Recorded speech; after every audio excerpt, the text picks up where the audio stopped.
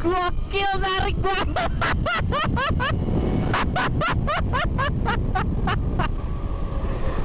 Wah, wah ngaco.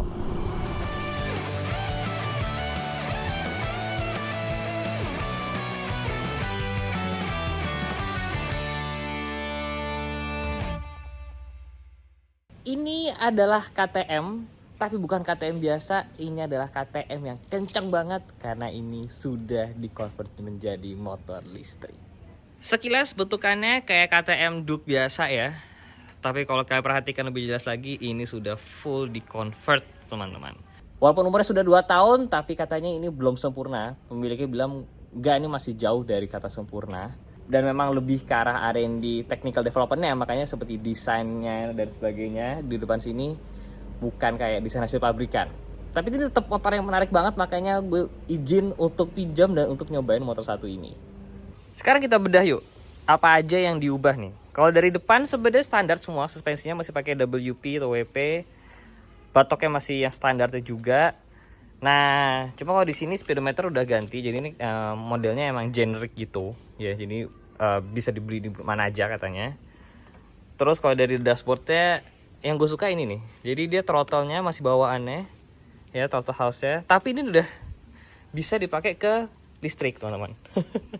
Jadi ini bentukannya ya kayak motor standar gitu ya. Di sebelah sini ada tambahan modul di sebelah sini. Nanti akan gue jelaskan. Nah, tangkinya ini custom. Karena ya ini aslinya kan bentukannya agak kayak lebih kerucut gitu kan. Lebih siku-siku gitu karena hasil KTM. Tapi fairing kanannya masih bawaan, teman-teman. Nah, kalau kalian lihat di dalam sini dia sebenarnya kosong. Menyimpan bagian elektronik-elektroniknya, cuma sebenarnya agak lebih kosong di situ. Nah, di tepat sebelah sini yang biasanya mesin, sekarang diganti menjadi baterai. Ya Ren ya? Iya. Diganggu sama si Eren. Papi lagi bikin video Eren. Kamu mau ikutan? Balik lagi kita bahas tentang motornya. Jadi di sini sudah bisa kalian lihat rangkanya ini masih bawaan ya sepertinya teman-teman. Ya kan KTM memang rangkanya seperti ini ya. Orange, ini subframe-nya yang dibaut, rangka utamanya di sini. Nah, mesinnya diganti menjadi baterai di sini. Nah, ini memang seperti gue bilang bentukan baterainya kayak ditemplok gitu aja karena memang ini masih dalam tahap R&D. Nah, ini baterai sudah berumur 2 tahun, teman-teman. Tergantung pemakaian juga seberapa sering kita betot gasnya, range-nya sebenarnya bisa sampai 100 km. Tapi balik lagi udah 2 tahun katanya range-nya sudah menurun, degradasi baterai wajar. Dan kalau kita ngebut-ngebut terus ya tidak nyampe 100 km teman-teman untuk jaraknya. Nah, ini adalah dinamonya teman-teman. Nah, ini powernya itu 4000 watt atau 4 kilowatt ya. Ini sudah air cooled. Jadi di sini ada selangnya. Jadi ini sebenarnya bisa diaktifin air cooled-nya. Tapi ini sedang tidak dipakai karena belum butuh katanya. Jadi ini powernya belum full dari motor ini.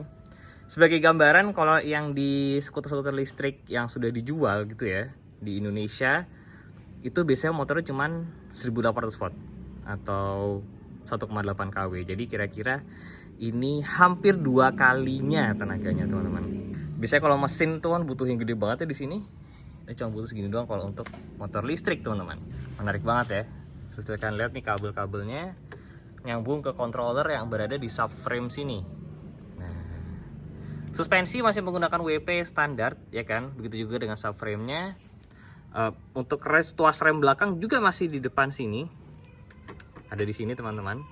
Swing arm, pelek semua masih Vibram, masih standarnya banget. Jadi benar-benar motor ini semuanya standar ya untuk bodi, rangka dan sebagainya. Tapi yang berubah adalah di bagian engine-nya situ teman-teman. Nah, dari sisi sebelah sini bisa kita lihat motornya itu menggunakan rantai untuk ke belakang. Nah, ini juga penggunaan besaran gear di belakang ini berpengaruh banget ya. Yang ini sekarang setupnya adalah untuk mencapai top speed katanya. Jadi kalau waktu itu pernah dipakai drag race, gear belakangnya lebih besar lagi teman-teman. Jadi seperti kalian tahu kalau di motor beda 1 gigi aja cukup berpengaruh kan. Kalau kalian bertanya ini convert berapa habisnya? Nah, jadi pemiliknya itu kebetulan teman gue bilang ketika mengkonvert KTM ini sebenarnya waktu itu agak salah perhitungan. katanya, karena banyak beberapa parts yang sebenarnya bisa lebih murah harganya gitu ya, dan juga karena ini masih research and development, jadi masih gonta-ganti parts, akhirnya budgetnya jadi berlebih. Cuman kata dia kalau mau dengan performance yang seperti ini itu sebenarnya budgetnya sekitar katanya 50 sampai 60. Dia sendiri menghabiskan 70 ya, karena dia udah gonta-ganti jadi lebih banyak lah habisnya. Jadi kalau basis motornya KTM Duke seperti ini, mungkin kalian bisa beli bekas harga berapa ya? Berarti motor ini mungkin 40, 30 juta, and then another 50 lagi untuk menjadi motor listrik. Tapi performance-nya ini jauh di atas motor standar ya teman-teman. Ini motor yang emang kencang sekali. Nah, kenapa bisa lebih mahal ya? Convertnya bahkan lebih mahal daripada kalau kita beli motor bekasnya. Karena motor listrik atau kendaraan listrik ya seperti ini itu sekarang masih di tahap-tahap awal. Ya gue tau lah Tesla mungkin memang sudah lama ya. Kemudian gesit juga sudah beberapa tahun, tapi dibandingkan mobil bensin seperti itu atau motor-motor bensin seperti itu, kendaraan listrik seperti ini sebenarnya belum begitu mature lah, belum begitu dewasa. Jadi makanya harga baterainya masih cukup mahal, harga dinamonya pun juga masih cukup lumayan gitu ya. Komputernya dan sebagainya. Makanya kenapa ini masih cukup mahal untuk convert kalau benar-benar mau performance-nya yang seperti ini. Kalau misalnya kalian mau lebih pelan, jaraknya lebih pendek, tentunya akan lebih murah teman-teman. Jadi enaknya convert motor listrik itu sekarang seperti itu. Kalian bisa menyesuaikan dengan harga, dengan budget. Mau yang full power atau tenaga besar ya kan, jaraknya lumayan, ya bisa sampai semahal ini. Tapi kalau kalian mau yang jarak-jarak deket aja, kemudian lari maksimum berapa? 50-60 km per jam, harganya bisa jauh di bawah ini teman-teman. Bisa sekitar 10 atau bahkan 20 jutaan aja udah dapat. Belum lagi kalau ngomongin tentang penggunaan dinamo di tengah seperti ini, ya seperti mesin aslinya, atau dinamo yang ada di belakang, di roda belakang teman-teman. Cuman biasanya kalau yang itu dipakai di model-model skuter, ban ukuran 10 atau 12. Biasanya kalau udah model motor laki seperti ini, dinamonya di tengah. Dan itu pun juga ada beberapa kelebihan dan kekurangan sih teman-teman. Cuman sepertinya kita harus bikin sesi yang berbeda videonya ya, untuk menjelaskan hal itu dengan para expert. Karena gue takut salah menjelaskan teman-teman. Cuman yang jelas kata teman gue, selama 2 tahun dia pakai ini, biaya perawatan yang dia keluarkan termasuk biaya listrik dan sebagainya itu jauh lebih murah daripada pakai motor bensin teman-teman. Biasanya bagi kaum pesimis udah langsung bilang, hah motor listrik begitu, gimana coba kalau kena banjir? Yang namanya komponen listrik kan gak ketahan air. Tenang teman-teman, handphone yang kalian pakai untuk nonton video ini pun juga komponen listrik, dan ternyata itu sudah setidaknya water resistant deh. Bahkan beberapa bisa disubmerge ke kolam renang selama berapa? 1 menit maksimum dalam berapa 1 meter gitu kan. Sama seperti dinamo listrik ini teman-teman. Jadi dia memang komponen listrik, tapi dia sudah ada standarisasinya. Sama kayak HP yang ada IP67 atau IP berapa gitu. Nah, setiap dinamo tentunya berbeda-beda. Tentu saja motor ini kalau tenggelam di banjir segini ya pasti rusak. Sama kayak motor kita, mau Vario kayak mau BMW R90 gua kayak, kalau tenggelam banjir ya pasti rusak. Sama halnya seperti ini.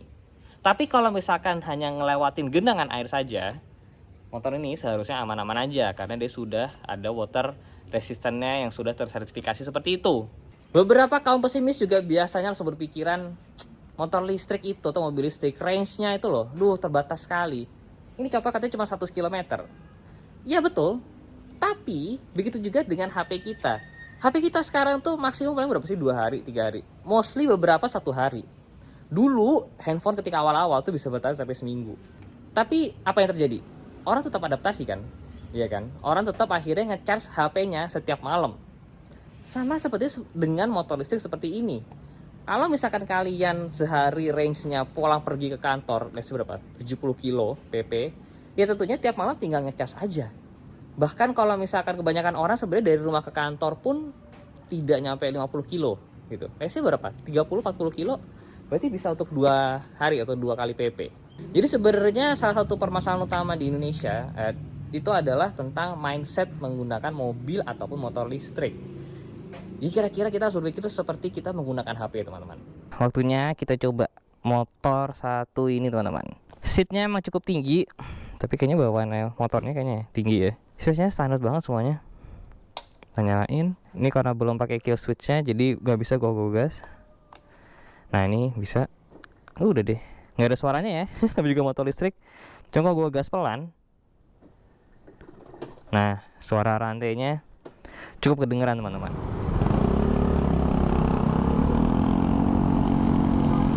Tarik Wah, kenceng banget nih motor.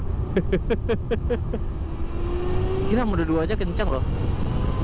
Wah ya Allah, kenceng banget nih motor. Tapi speedometernya emang tuh berbohong teman-teman. Karena katanya belum dikalibrasi ulang. Cuman ya ini motor rasanya kenceng. Di mode 2 aja kenceng loh. Motor listriknya emang nggak bohong sih kencengnya. Oh Masya Allah kencangnya. Udah kenceng banget motor. Aduh. Dan karena nggak ada suaranya, jadi kalian tuh nggak expect motor ini lari sekeceng itu. Guys, ini gue kasih tahu ya, ini motor kenceng loh. Nanti lagi ya mode 3. Wah gila Bang Jalif. Wah gak habis-habis tenaganya. Tenaganya gak habis-habis loh. Buset nih motor. Kalau motor bensin biasanya itu kan tenaganya apa ya, ada di bawah atau di tengah atau di atas aja gitu kan. Ini motor nggak habis-habis loh, tenaganya narik terus. Sensasi motornya tuh lah, akselerasinya. Wah gokil. Tenaga segede itu di motor yang seenteng ini. Ini hitungannya enteng teman-teman, maupun dengan baterai dan sebagainya. Gue masih bisa bilang motor ini motor enteng coy. Tarikannya kayak motor berapa cc ya? Mungkin sekitar motor 400an ini rasanya. Ya udah mulai rasanya kayak moge tarikannya. Tentunya bukan kayak moge yang 1000 cc gitu, enggak ya. Tapi kayak kalau kayak 400an sih. Ini ada nih. Ini kayaknya kalau lawan kayak apa ya, 636 gitu. Kok kayaknya masih berani deh pakai motor nih, CBR 600 gitu. Kalau cuma tarik-tarikan doang ya. Wah Masya Allah, kecak banget motor ini. Wih, gue yang selama ini cuma pernah nyobain motor listrik yang kayak gesit gitu doang ya. Nyobain ini sih, ini mind blowing. Mungkin kalau kalian punya motor nganggur di rumah ya, coba deh convert ke listrik tapi yang powerful kayak begini sih, kalian bakal kaget sekaget-kagetnya sih. Dan kalau convert ke motor listrik dengan tenaga yang seperti ini ya, ini sangat-sangat menyenangkan gitu. Orang sekarang mikirnya convert ke motor listrik tuh untuk apa ya, lebih irit gitu kan, biar apa ya istilahnya, polusi berkurang gitu ya. Ini tapi kalau udah begini, wah ini nyenengin banget loh. Let's say tadi dengan harga gue bilang berapa, 50 jutaan ya, kalian bisa convert motor dengan tenaga yang seperti ini. Kalau kalian beli motor bensin ya, kalian harus beli yang namanya Moge teman-teman, dan itu lebih mahal. Ini dengan harga yang sekitar tadi itu dapat tenaga yang segede ini, menurut gue sih worth it ya. Dan karena emang nggak ada suara listrik ya, jadi suara bearing roda, suara rem, suara suspensi, suara rantai itu semua jadi kedengeran. Tapi ini menyenangkan sekali. Seru banget. Jujur deh, gue pengen banget ngubah motor gue salah satu menjadi motor listrik high performance kayak begini. Atau Honda Winnie aja guys, kita convert kayak begini. Gimana? Wah, gokil, tarik banget.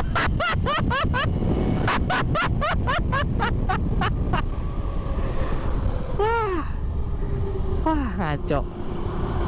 Gak habis-habis tenaga yang motor ini. Deg-degan gue. Gue deg-degan loh. Gue udah lama loh ngetes motor begini, terus deg-degan begini udah lama banget. Wah gokil. Yuk kita convert yuk motor listrik rame-rame yuk. Yuk bisa yuk. Masih deg-degan gue. Nah cuma kekurangannya kalau motor listrik begini nih, jadi karena nggak ada suara, akhirnya kendaraan atau orang di sekitar kalian tuh nggak paham ada kalian gitu loh, nggak aware dengan keberadaan kalian. Makanya sebenarnya di beberapa negara kalau mobil atau motor listrik itu harus ada suara tambahannya biar kedengeran. Sama pemiliknya motor ini juga bilang, kalau misalkan lewatin gang-gang gitu, gangnya kecil, dia harus ngelakson, ya kan? Karena biasanya yang di gang orang-orang udah dengar ada suara knalpot, ini nggak ada suara knalpotnya, jadi pada nggak denger ada motor lewat. Kalau kalian suka video ini, jangan lupa di like. Yang baru mampir, jangan lupa subscribe. Jangan lupa bawa bekal kemana-mana.